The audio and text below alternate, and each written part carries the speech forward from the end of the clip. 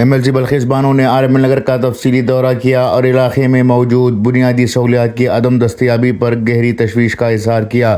اس موقع پر ان کے ہمراہ کانگریس لیڈر سید وحید اڈو بھی موجود تھے۔ انہوں نے مختلف علاقوں میں بارش کے پانی کے باعث پیدا ہونے والی سیلابی صورتحال کا جائزہ لیا اور کمشنر کو فوری اقدامات کی ہدایت جاری کی۔ دورے کے دوران بلخیس بانو نے کچھ مقامی لوگوں سے بھی بات کی اور ان کے مسائل سنے۔ مقامی افراد نے شکایت کی ہے کہ ہر سال مانسون کے دوران علاقے میں سیلابی پانی جمع ہو جاتا ہے، جس سے زندگی اجیرن ہو جاتی ہے۔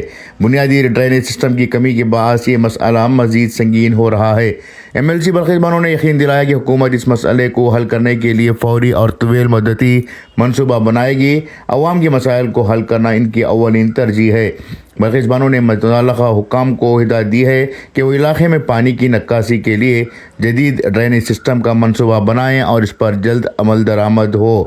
مزید انہوں نے علاقے میں بنیادی سہولیات جیسے صاف پانی، بجلی اور صحت کی خدمات کو بہتر بنانے کے لیے بھی اقدامات کے لیے ہدایت جاری کی ہے۔ بلخیس بانو نے کہا کہ حکومت عوام کی فلاح و بہبودی کے لیے ہر ممکن اقدامات کرے گی تاکہ شہریوں کو بہتر معیار زندگی فراہم کیا جا سکے۔ اس موقع پر ساؤتھ بلاک کانگریس کے صدر کلیم پاشا، کانگریس لیڈر منور اللہ وغیرہ موجود تھے۔ بیورو رپورٹ، انقلاب نیوز، شموگا۔